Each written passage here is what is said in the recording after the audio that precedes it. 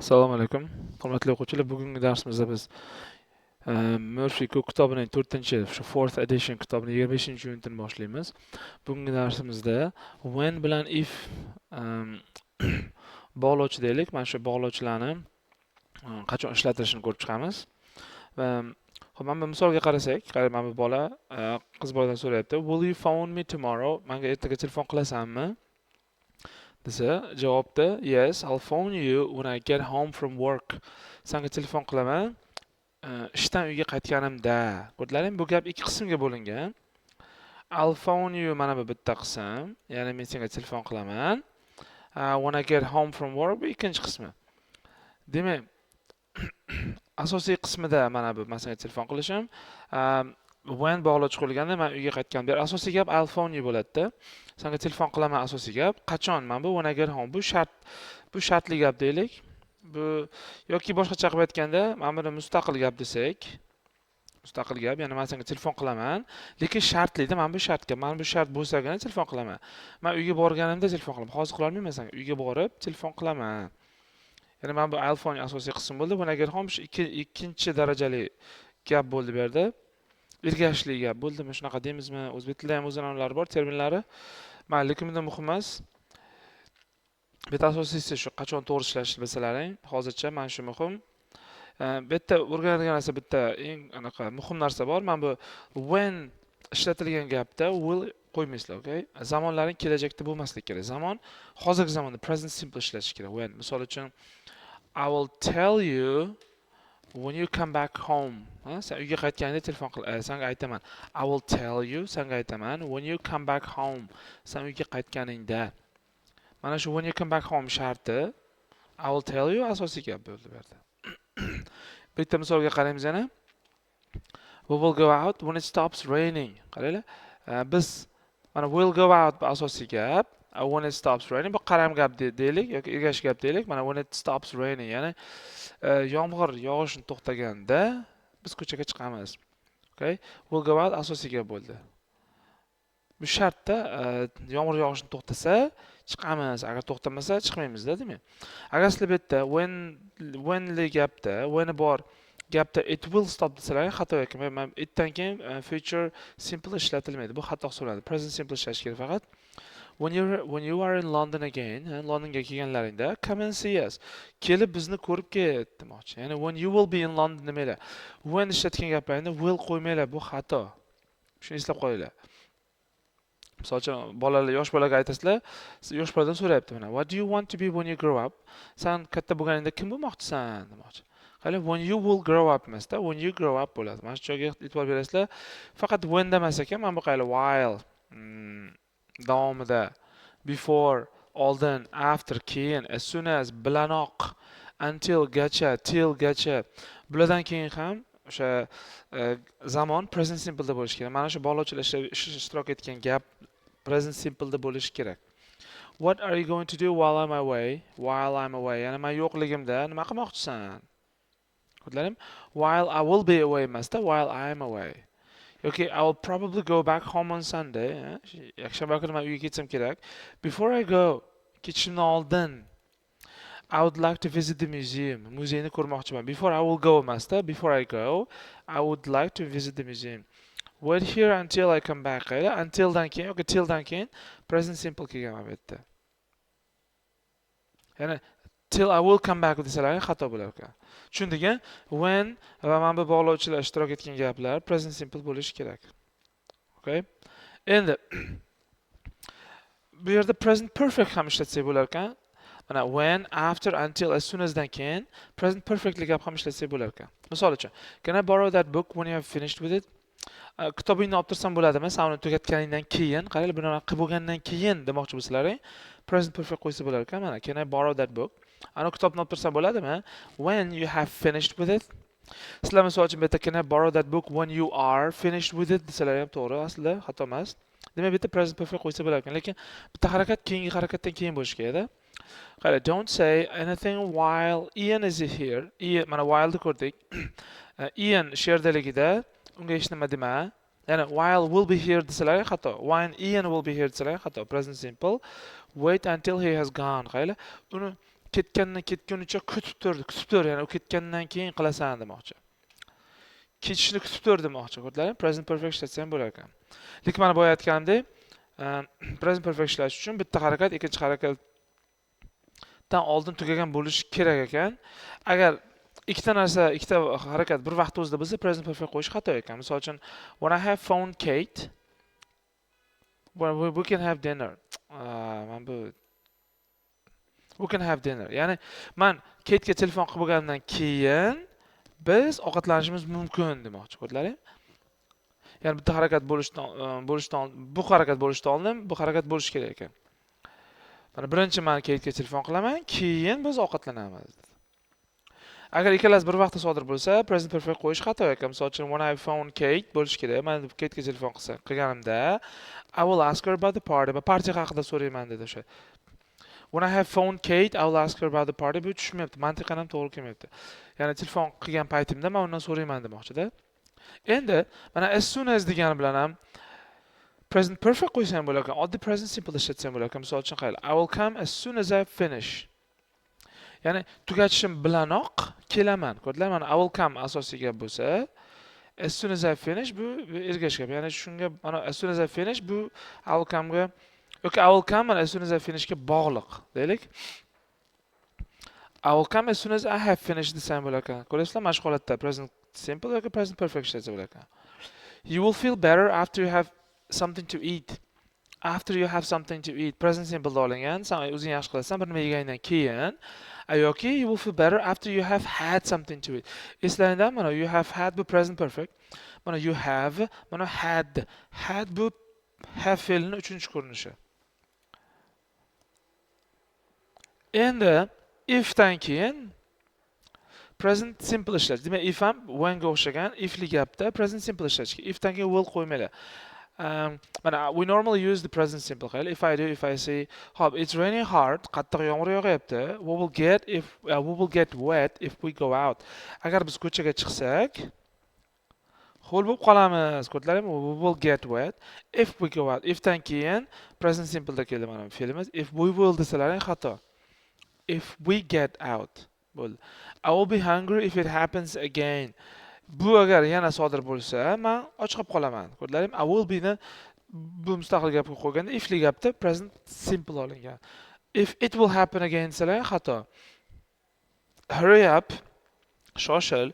If we don't hurry, agar shoshmasak, we will be late. Biz kech qolamiz.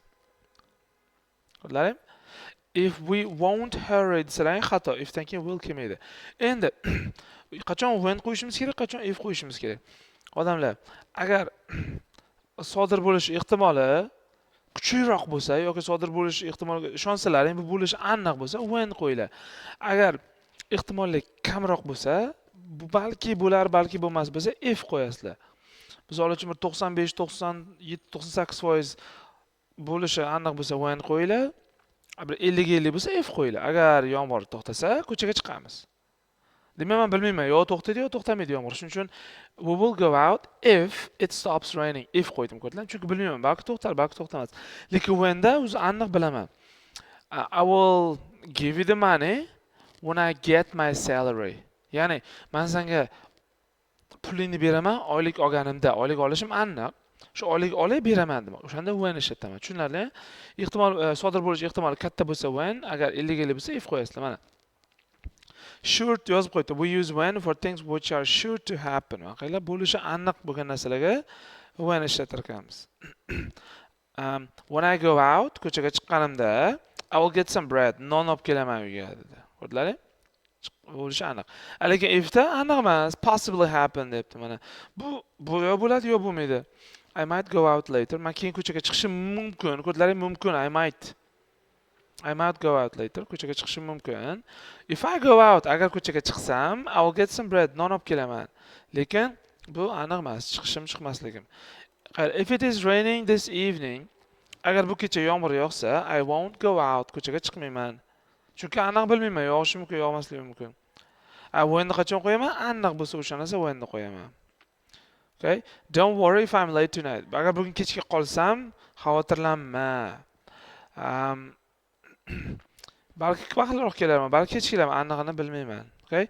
If they don't come soon, agar ular vaqtli kelmasa, agar ular tez kelmasa hozir, I'm not going to wait. Men ko'p kuta olmayman demoqchi.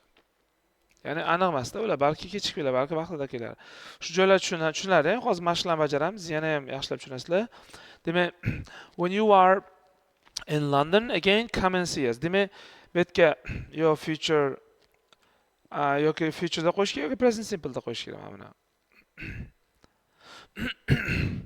Hammasi kelajakda berilgan ekan bu gaplar. Va biz o'sha to'g'ri formada qo'yishimiz kerak. Xo'p. Ikkinchisi, I want to see Sophie before she before ko'rdik boya. Before bog'lovchisidan oldin biz present simple qo'llashimiz kerak. Before shunda she deymiz. Present simple bo'lgani uchun she bo'lgani uchun goes bo'ladi. Goes out. I was out yozib qo'yibdi. Katta qilamiz. Bu yerda katta qilamiz. Bo'ldi. Okay? Before dan keyin before gap a while ko'rdik, as soon as ko'rdik, when, if. Mana shu bog'lovchilardan keyin present simple da bo'lishi kerak. Call me when dan keyin ham bizga present simple kerak. When you qani mana shu qavsni shuni ochib qo'yamiz bo'ldi. Call me when you know what time you're going there. Shu qachon yoqqa borishingni ayt dedi mana. Call me when dan keyin present simple. I'm going out now. Hozir ko'chaga chiqyapman.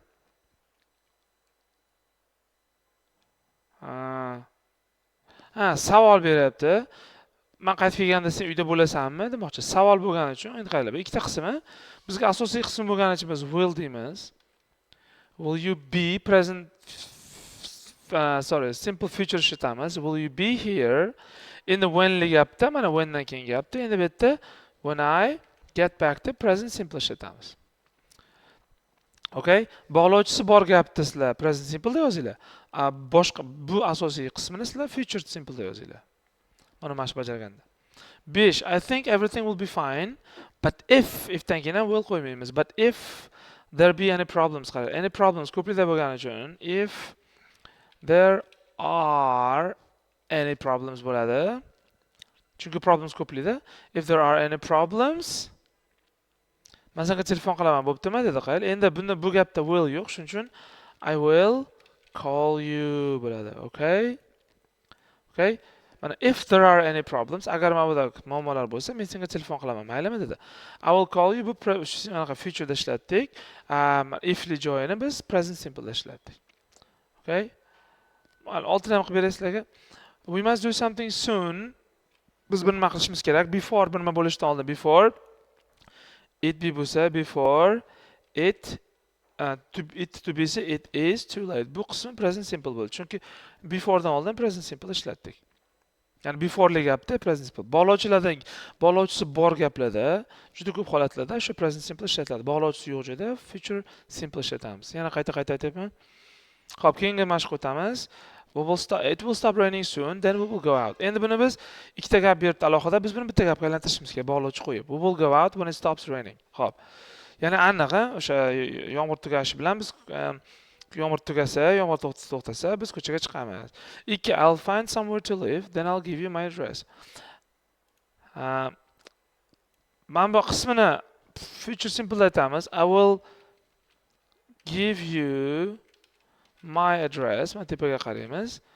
When qachon?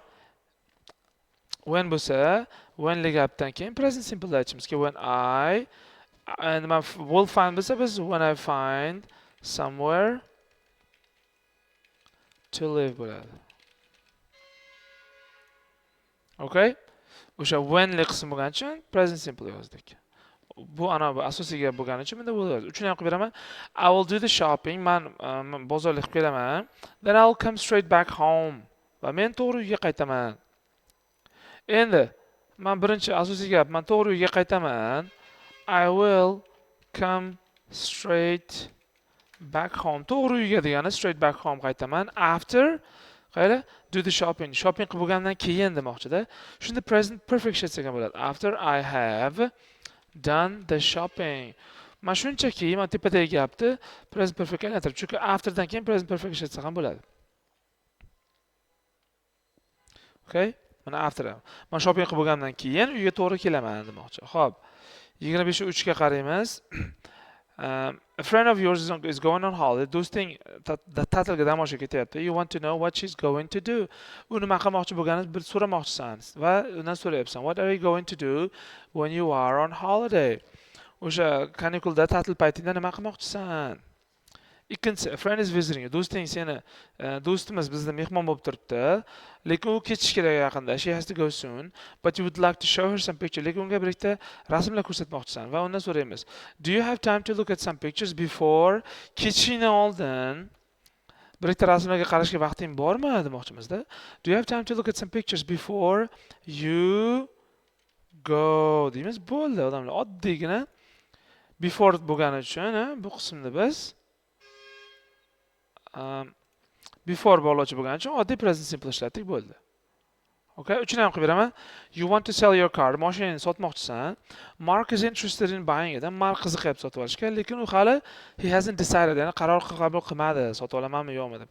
Endi undan so'raymiz. Can you let me know as soon as degani bilanoq menga ayta olasanmi? Bilanoq o'sha qaror qilishing bilanoq menga ayta olasanmi demoqchi. Qaranglar.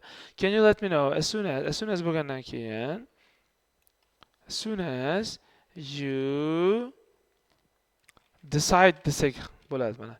As soon as you decide. Ko'ryapsizlarmi? Mana. Ya'ni sen qaror qabul qilishing bilan menga ayta olasanmi demoqchi. Bu savol. Men bu decideddan keyin aniq qilaylik, mana bu nuqtasi yo'q edi. Chunki savol turibdi-ku. Okay, as soon as you decide bo'ldi, oddiy. Men bog'lovchilardan keyin present simple qo'yamiz. Xo'p, endi when yoki if qo'yamiz. Don't worry if I'm late tonight. Bugun kechga qolsam xavotirlanma. Aytdim-a boya, when aniq bo'lsa bo'lishi, when qo'yamiz. Agar 50 bo'lsa if qo'yamiz. Be careful, you will hurt yourself. Endi bu yoqqa if deymizda, if you fall. Agar yiqilsang, o'zing jarohatlab qo'yasan. Endi when qo'ya olmaymiz bu yoqqa, chunki when qo'ysak biz yiqilish aniq bo'lib qoladi. Yomon niyat bo'lib qoladi. Ya'ni sen yiqilganingda o'zingni jarohatlab qo'yasan demoqchi. Unaqa bo'lmaydi. Biz uni yiqilishni xohlamaymiz-ku. Agar yiqilsang jarohatlisan demoqchimiz-da.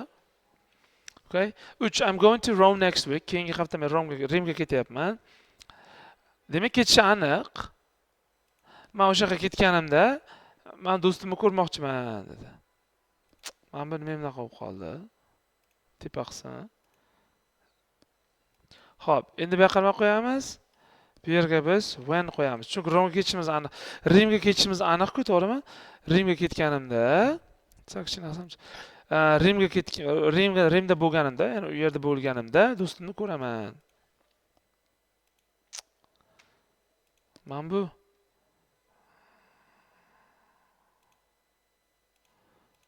nima qilib qolyapti bu yerda? If bo'lish kerak. 4 5 6 to'rni ham qilamiz. I'm going shopping. Men bozorlik qilishga boryapman. Agar bir nima kerak bo'lsa, masalan, olib berishim mumkin demoqchi. Shunda if bo'ladi-da, to'g'rimi? If you want anything, when da ola olmaymiz bu yerda. Agar bir nima kerak bo'lsa, masalan, olib kelib berishim mumkin demoqchiman bu yerda. Okay? Shuning uchun to'rga if qo'yasizlar. Men bu uzr guys bilmayman nima bo'lyapti. Men bu yerda menbalarim o'chib ketib ikkita bo'lib qolyaptimi? Xo'p, 5 6 7 8 sizlarga vazifa uyga bajarishga. Hozircha darsimiz shudan boradi-da. If bilan when menimcha yaxshilab tushunib oldinglar, qachon ishlatish kerak. Men bunga e'tibor bermanglar, bu bilmayman. Mana qo'yib qoldi bugun qanaqadir.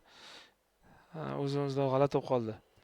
Xo'p, keyingi darsimizda mana pastda ko'rib turganlaringdek modal fe'llarni boshlaymiz. Bismillah deb, chunki ingliz tilida juda katta, nima deydi, rolga ega bu modal fe'llar. Juda ham ko'p modal fe'llar bor. Har bittasini ko'rib chiqib, tahlil qilib, mashqlarni bajarib sizlarga tushuntirib beraman. Hozircha shu mashqlarni bajaringlar va keyingi videolarda sizlar bilan ko'rishamiz. See you guys.